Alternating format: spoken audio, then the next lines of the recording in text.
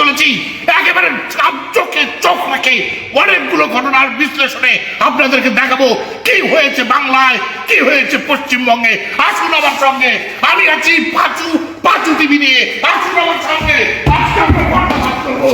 আজকে দেখাবো আপনাদেরকে কিভাবে নির্যাতিত হচ্ছে পশ্চিমবঙ্গের ডাক্তার, কি করে নির্যাতিত হচ্ছে পশ্চিমবঙ্গের মানুষ, আর বাংলাদেশের সীমান্তে এসে কিভাবে লক্ষ লক্ষ কোটি কোটি ডাক্তাররা লাইন দিয়েছে বাংলাদেশের অনুপ্রবেশের জন্য। আসলে আমরা পদ্মা ফাঁস করবো, চোখে চোখ রেখে আপনাদেরকে দেখাবো এই পাঁচু কোনো ভয় পায় না। রিপোর্টের আড়ালের রিপোর্ট আপনাদেরকে তুলে ধরবো।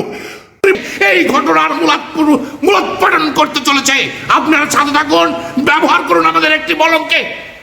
না সাথে থাকুন কিভাবে একজন পুরুষ ডাক্তারকে 20 জন নারী ডাক্তার মিলে মেরে ফেলেছে, তার লোমহর্ষক ঘটনার আড়ালের ঘটনা।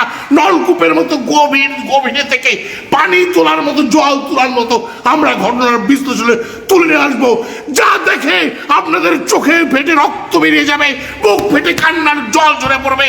আসুন আমাদের সঙ্গে, আজকে রিপাবলিক পাঁচু টিভির সাথে থাকুন, ব্যবহার করুন তার বলমটা। আরে হ্যাঁ, থাকুন আমাদের সঙ্গে, আমরা পর্দা ফাটাতে চলেছি আপনাদেরকে। পাঁচু কোনো ভয় পায় না, কোনো ভয় পায় না, চোখে চোখ রেখে আপনাদেরকে রিপোর্টের আড়ালে রিপোর্ট দেখে নিয়ে যাব। একটি মেয়েকে কিভাবে 20 জন পুরুষে নির্যাতন করে মেরে ফেলেছে, এই ঘটনার আড়ালের ঘটনা কি হতে পারে এটা আপনাদের সামনে আমি চোখে চোখ রেখে এই পাঁচু আপনাদেরকে প্রমাণ করে দেবে।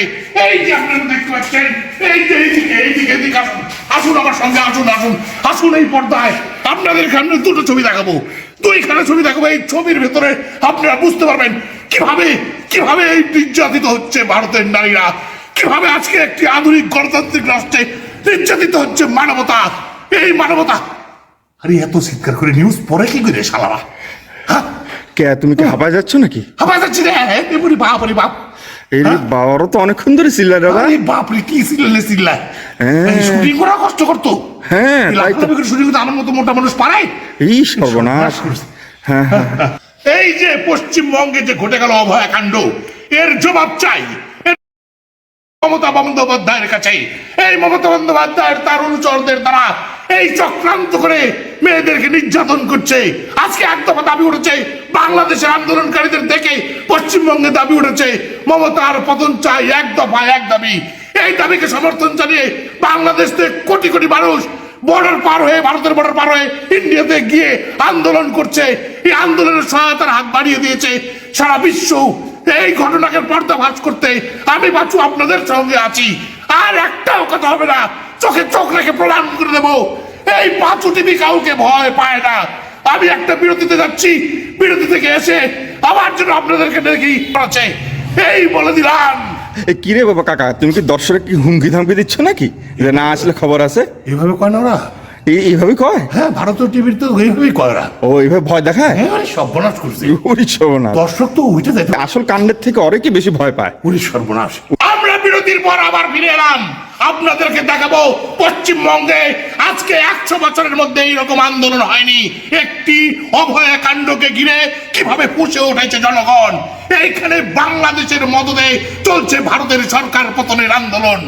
আর বর্ডারে দেখাবো আপনাদেরকে কিভাবে লক্ষ লক্ষ কোটি কোটি মানুষ ইন্ডিয়ার বর্ডার পার হয়ে ভারতে চলে যাচ্ছে। এই যে এই ঘটনাগুলো আমি বিশ্লেষণ করে আপনাদের সামনে শেষ পর্যন্ত তুলে ধরবো।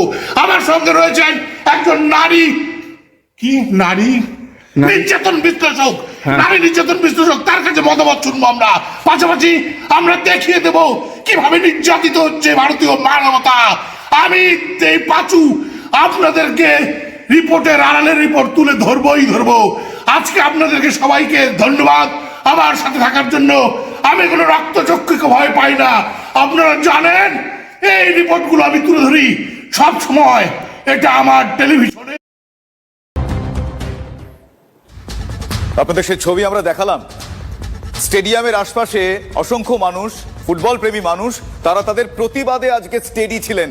তারা একচুল তাদের প্রতিবাদের স্বর থেকে সরেননি।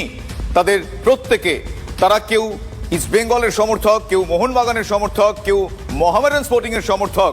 তাদের খেলার মাঠে খেলাকে কেন্দ্র করে গোল হলে যেই চিৎকার উঠে আসে, আজ প্রত্যেকের সেই চিৎকার গোল ছিল বটে, তবে সেই গোল আলাদা ছিল। সেই গোল বা সেই গন্তব্য ছিল আজকে জাস্টিস। তারা আজকে জাস্টিসের জন্য চিৎকার করেছেন, তারা আজকে গলা তুলেছেন। এই মুহূর্তে সেখানকার ছবি আমার সামনে তুলে ধরবেন আমার সহকর্মী অরিত্র রয়েছেন আমার সঙ্গে সরাসরি। অরিত্র, আমরা দেখেছি মাঠে ম্যাচ হয় 90 মিনিটের, কিন্তু আন্দোলন যখন সেই ম্যাচ ঘিরে যারা থাকেন তারা পথে নামেন, তারা প্রতিবাদী হন, সেই আন্দোলন তার সময়সীমা 90 মিনিট ছাড়িয়ে অনেক বড় হয়ে যায়। আজ তাদের সেই প্রতিবাদ এই মুহূর্তে কি প্রস্তুতি, কি পরিস্থিতি এই মুহূর্তে?